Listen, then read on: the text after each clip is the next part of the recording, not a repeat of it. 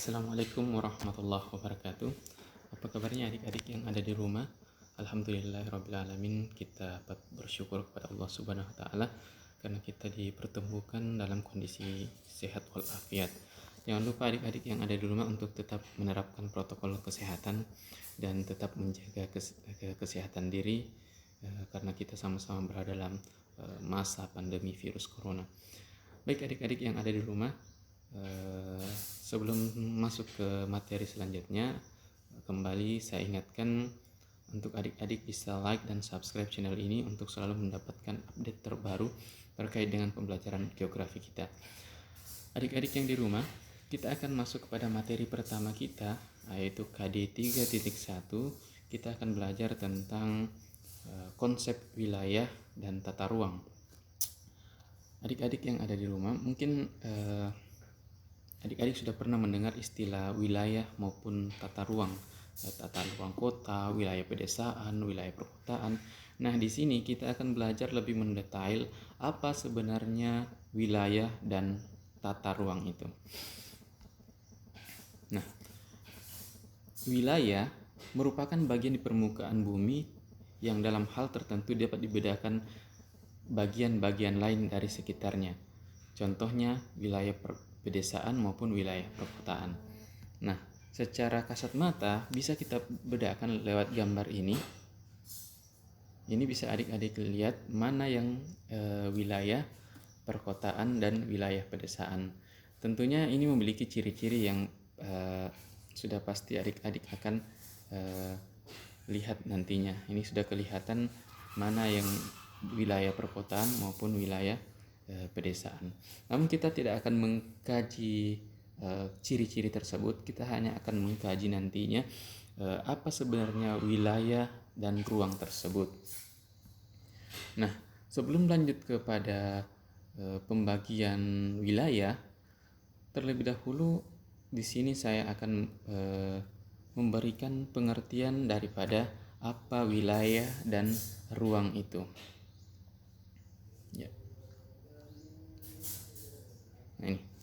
Wilayah adalah secara administratif melingkupi suatu negara, provinsi, atau kabupaten.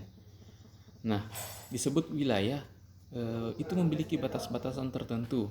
Misalnya negara punya batas, kabupaten punya batas, provinsi punya batas, kecamatan, desa, dan sebagainya. Sedangkan ruang adalah wadah yang meliputi ruangan darat, laut, dan udara sebagai suatu kesatuan wilayah di mana manusia melangsungkan kehidupan di dalamnya. Jadi sudah termasuk di sini. Contoh jika kita mengatakan wilayah Indonesia, wilayah Indonesia, maka wilayah tersebut masuk dalamnya manusia, hewan, dan tumbuhan serta lingkungan yang ada di dalamnya. Masa itu masuk dalam kategori wilayah Indonesia. Ruangnya, seluruh yang daratannya, lautannya, serta udaranya, itu semua adalah masuk dalam ruang wilayah Indonesia. Nah, sedangkan tata ruang adalah wujud struktur ruang dan pola ruang. Nah, struktur ruang adalah susunan pusat-pusat permukiman dan sistem jaringan prasarana dan sarana yang berfungsi sebagai pendukung kegiatan sosial ekonomi masyarakat yang secara hierarkis memiliki hubungan fungsional. Nah, tata ruang di sini ketika adik-adik berjalan di desa sekitarmu itu punya tata ruang.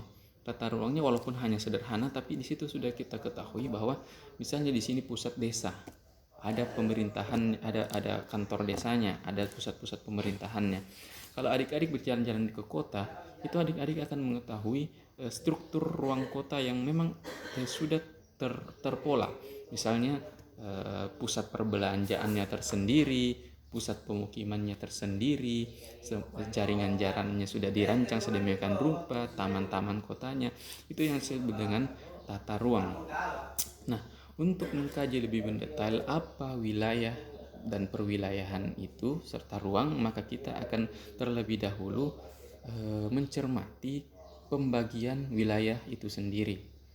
Nah, adik-adik, wilayah itu terbagi menjadi beberapa bagian. Yang pertama ada yang disebut dengan wilayah homogen dan wilayah formal. Wilayah homogen adalah tempat di mana populasi di suatu area memiliki karakteristik khas yang didasarkan pada kriteria fisik. Misalnya, Kalimantan Tengah dan Kalimantan Selatan termasuk wilayah homogen. Kenapa disebut wilayah homogen? Karena punya karakteristik fisik yang sama. Apa kira-kira karakteristik fisik di Kalimantan? Coba kita lihat adik-adik peta yang ada di samping. Ya, ini peta wilayah Kalimantan. Ya, ini wilayah Kalimantan. Nah, tadi disebutkan contohnya adalah wilayah Kalimantan Tengah dan Kalimantan Selatan. Ya, kita kasih contoh. Ini Kalimantan Tengah, ya.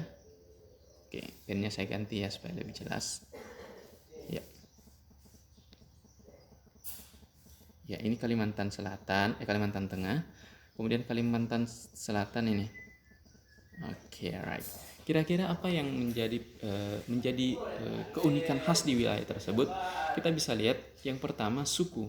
Jadi Kalimantan Tengah dan Kalimantan Selatan biasa bisa homogen kita lihat daripada sukunya ya, sama-sama suku Dayak misalnya. Kemudian keragaman hayatinya, hutannya, sungainya ya, karena sungai-sungai di Kalimantan itu sungai-sungai yang besar, maka itu bisa dikatakan homogen, sama. Wilayah yang sama. Artinya yang khas di situ, dan tidak bisa kita katakan dia homogen dengan Sulawesi misalnya, Gorontalo, tidak bisa. Kenapa? Ada perbedaan mendasar antara wilayah Kalimantan dengan wilayah Gorontalo. Jadi tidak bisa dikatakan homogen. Biasanya homogen itu ketika misalnya punya karakteristik fisik yang sama, seperti itu. Yang berikut ada wilayah fungsional. Nah, wilayah fungsional adalah wilayah yang menekankan keterkaitan antara komponen atau lokasi yang ditandai oleh beberapa aktivitas ekonomi. Misalnya, daerah metropolitan yang terdiri dari kota besar Jabodetabek, Jakarta, Bogor, Depok, Tangerang, Bekasi. Nah, maka itu disebut dengan wilayah fungsional. Jadi fungsinya apa? Disebut fungsional kenapa? Karena daerah-daerah tadi, Jakarta, Bogor, Depok, Tangerang, Bekasi, itu adalah daerah yang menjadi penggerak ekonomi ya di wilayah tersebut. Itu yang disebut dengan wilayah fungsional. Nah, kemudian ada yang wilayah vernakular atau wilayah perseptual. Adalah wilayah yang memiliki identitas unik karena persepsi orang. Nah, beda dengan homogen tadi. Kalau kita berbicara tentang homogen, apa yang homogen atau formal, maka di situ karakteristik fisik alamnya yang dibicarakan. Berbeda dengan tadi yang vernakular atau perseptual, itu persepsi orang. Contoh, Bogor disebut dengan kota hujan. Kenapa? Itu cuma persepsi orang sebenarnya, karena di Bogor itu sering turun hujan. Aceh disebut dengan Serambi Mekah karena memang karakteristik Islaminya di sana muncul.